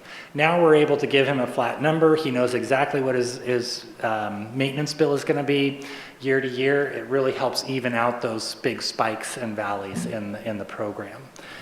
We are still evaluating this every year to see if there's a better way to charge this out, but it seems to work pretty well. We just track that, and when the calendar year closes, we figure out what the budget numbers are for the next fiscal year. Our challenges really are is keeping that skilled workers. We have a lot of sophisticated equipment in our vehicles, especially in some of the police and fire vehicles, along with, you look at our Vector trucks. We have to have mechanics that are very, very, very diverse. They can't just work on police vehicles. They have to be able to then jump into a big diesel truck and work on that with a large blower. So getting the right mechanics is a challenge. I think, as I said, we have two of the best that we've ever seen, and we're going to hold on to them as best as we can. It's working out really, really well. We also will continue to evaluate the viability of the shop versus contracting of those services. And the reason for that is we think we can get that service done a little bit cheaper. However, what you're trading for that is that Chief Hensman has to drop his vehicles off at the Ford dealership, which is a little bit different. He has to make sure that he removes all of the stuff from his vehicles that could potentially be a hazard. He also is going to have to wait in line behind 5 other customers. When Chief brings us a vehicle, we are able to, because they have been trained by public safety how to handle all of the things in the public safety vehicles, get on those vehicles immediately. They're able to process them and get them back on the road in a number of hours, as opposed to potentially a number of days as they wait their turn in the queue. So that is worth a little bit of premium to be able to get that level of service, but we continue to evaluate that on a yearly basis. So moving to our equipment, I just want to compliment you. You gave me a tour of Public Works in the yard one day, and you do have top quality mechanics out there. Yeah. And that's very rare, and you really have a prize there. Yeah. And I want to say that that's a job well done there, and you really have quality people. Thank you for being able to have them. Well, thank you, Counselor. It is a great team out there right now. They are doing a tremendous job. So lastly is equipment replacement. This is where we store the funds to purchase our vehicles. This budget, every person who buys a vehicle or every division that buys a vehicle, as soon as they pay for that vehicle, they start paying for the next one. That way we're able to pay cash for each vehicle. We are not borrowing and paying interest on that. It's been a very efficient method. The budget, though, is pretty flat. It really is. We budget to replace vehicles not just because they've spent 5 years in the fleet or 10 years in the fleet. It really is a combination of, we think it'll last 10 years, but if it still has 2 more years in it, we're going to run it 2 more years. Dave and again, the mechanics evaluate that on an annual basis, and we adjust those schedules almost every year to be able to say, nope, this one we're moving forward a year or 2 because it had some other failure. These ones we're moving out a couple of more years. So it really is a year-by-year evaluation. These funds are dedicated to vehicles. They cannot be used. The individual departments can borrow against them if they add to the fleet, but we can't add to the fleet without going past Aaron's desk, and he asks us a lot of tough questions when we're trying to make this fleet grow. So we have a great process in place for that.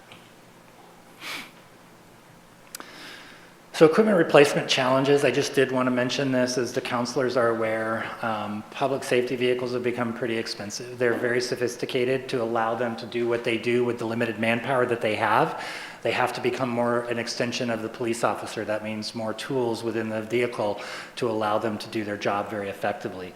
But as we do that, we do have to increase that vehicle set aside. Multiple vehicles have been internally leased in multiple departments. This leads to a little bit more expense to our customers. We're trying to get away from that, where the customers are setting aside or they're transferring in funds to purchase those vehicles. And then lastly, vehicles just generally continue to cost more, and you know this in your personal life as you look at the vehicles, they're not getting more inexpensive. One of the things that we are now evaluating is, especially on some of our pool vehicles, is whether or not we look at going to a rental. The other is for vehicles that are lightly outfitted. So these are vehicles that we don't have to upfit with a lot of equipment, whether we turn those over actually faster. So we buy them, and instead of running them until they wear out, we sell them at a much quicker rate for a much, much higher value, which recoups more of our money. So we're always evaluating that to be more efficient. So looking at the Public Works Division as a whole, there's a lot to do. The replacement of the water treatment plant remains the #1 challenge for the Public Works Division. The stormwater utility has been issued an MS4 Phase 2 permit, and the staff is doing an amazing job of meeting the requirements of that. Our first permit cycle, we're in year 2 of that. We have a 5-year permit cycle. It's moving along very well. Deferred water and wastewater stormwater maintenance projects causing unplanned outages is always on our mind. What I can say is the actions that council has taken in the last couple of years to adjust the rate structures have left us in a position that these are going to become less and less frequent. You're going to see us doing more and more proactive maintenance on all of our systems, trying to get into those lines that we know are going to fail and replacing them ahead of that. And I definitely want to thank them for that and their work on that. Council has taken those actions to appropriately fund it, but we do want to continually be aware that we maintain our affordability, because that is key. It doesn't matter if we're out there providing the greatest service in the world and nobody can afford to use that service. So we do balance that. All of our divisions continue to meet all of our regulatory requirements. All of our fund balances meet the city's fund balance policy. Staff continue to do an amazing job. I'm just astounded daily, maintaining all of our infrastructure with very minimal resources. The administration group will continue to review operations continuously. It's like an ongoing job for us, balancing the service provided with the cost to our constituents. And I definitely want to pause just for a minute and thank all of the men and women in the Public Works Division. This last year and a half has been trying, to say the least. They have come to work every day through COVID, through quarantine, through you name it, and our crews are still out there operating and maintaining our water, wastewater, stormwater, and transportation system, and that really makes me proud to be able to come to work. And with that, we finished. Questions? I guess this is for Aaron.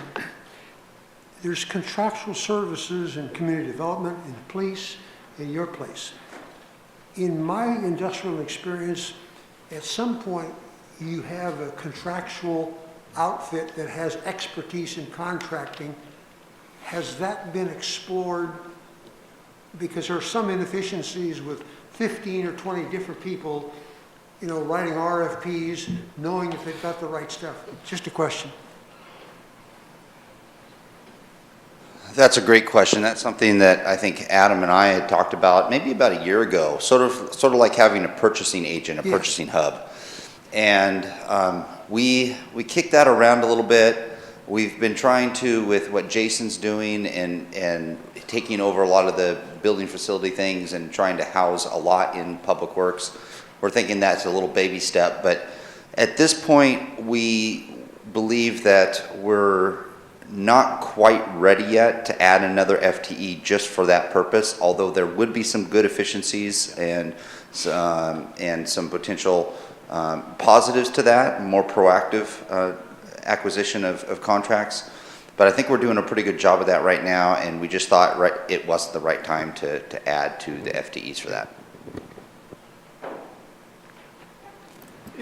I really appreciated the clarity that you provided on how well your department is continuously assessing like contract maintenance versus, especially with vehicles, the contract maintenance versus in-house.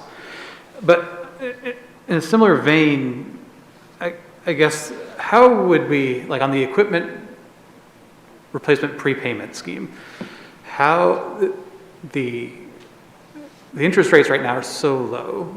It strikes me that when we ask the police department to say, hey, we need to prepay for the vehicle replacement, 5 or whatever years down the road, the opportunity cost there is, the work that some, at least portion of a police officer could be doing out on the street at the time. And given how well you explain your continual evaluation of the in-house versus contractual maintenance, I'm wondering, like, what's the frequency with which and the criteria by which the vehicle replacement prepayment scheme gets evaluated?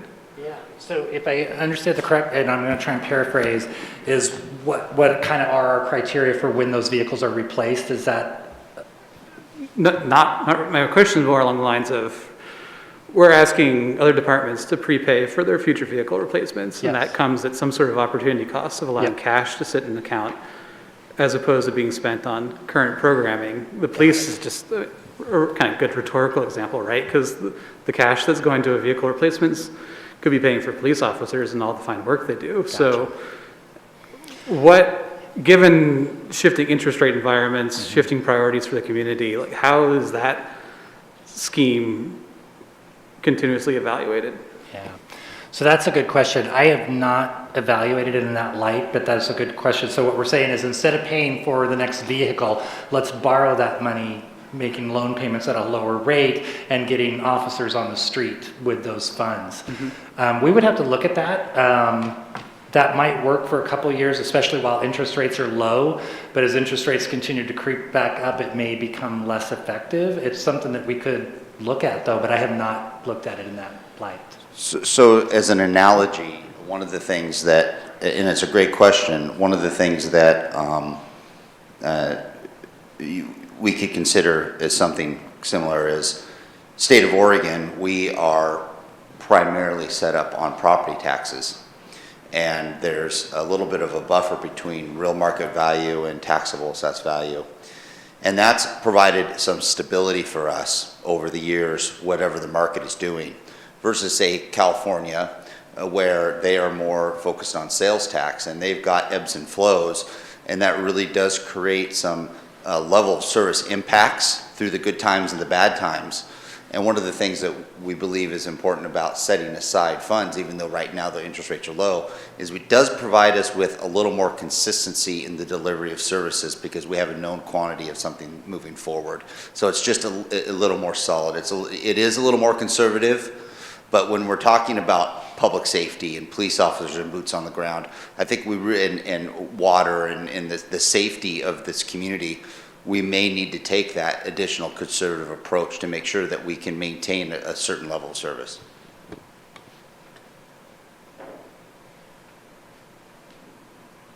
The thing I was going to add to that is that would subject the different departments to the volatility of the interest rates, which is one thing that we're trying to avoid. Ultimately, the cheapest thing for the taxpayers and the ratepayers of the city would be to not have to pay debt service.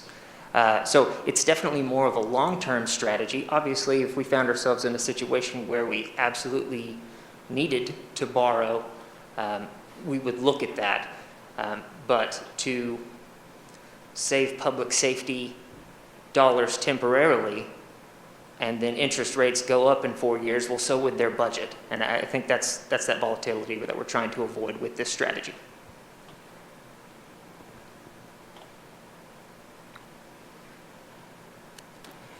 I'm going to get on my soapbox again about the emergency plan. In the northwest area, particularly Forest Trails, we've had several fires the last 2 weeks. You get a big fire up there, you're going to lose the whole northwest part of town, Starlight Drive, all that area. And I think it's really important that you put an emphasis on that emergency plan, evacuation plan. Okay. All you have to do is look at the Alameda Fire, the Phoenix town area, and that is a much more urban area. We're right up against the forest there. Yep. And you will lose the whole northwest part of town if you get a good wind up there. Yep, fair statement. I will make sure our emergency managers are aware of that.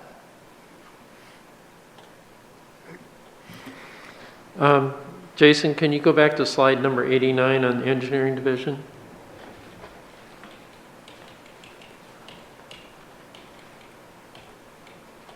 Right, no, right, okay, right there, with the picture of the roads. Got it. Okay, I'm a stuck record. Where's our multimodal path? Now, with what's moving into electric scooters and electric bikes, we're still putting the bikes out on the road. So again, I'd like to put in my plug to start seeing some multimodal paths, and I'm not, over the years, have not seen any. Okay. Thank you. Duly noted.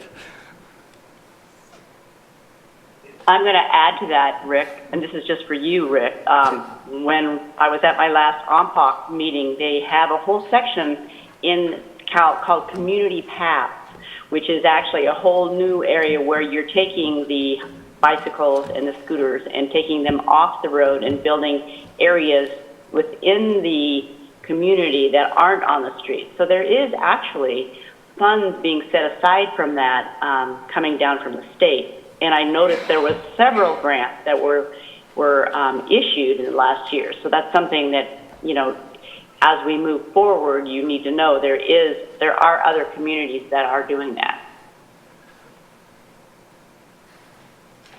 Are there any other questions? Any public comments? Any discussion from the group here? Well, looks like it's time for a vote.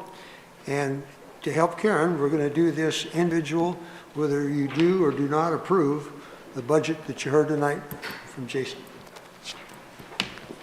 Aye, yes. Oh, sorry. Oh. Do we need a motion? Yeah, we need we need a motion to approve the budget as submitted tonight. Since I already said yes, I so move. Second. I got it. Okay. Yes. Yes. Yes. Yes. Yes. Yes. Yes. Yes. Yes. Yes. Valerie, yes. Linda, yes.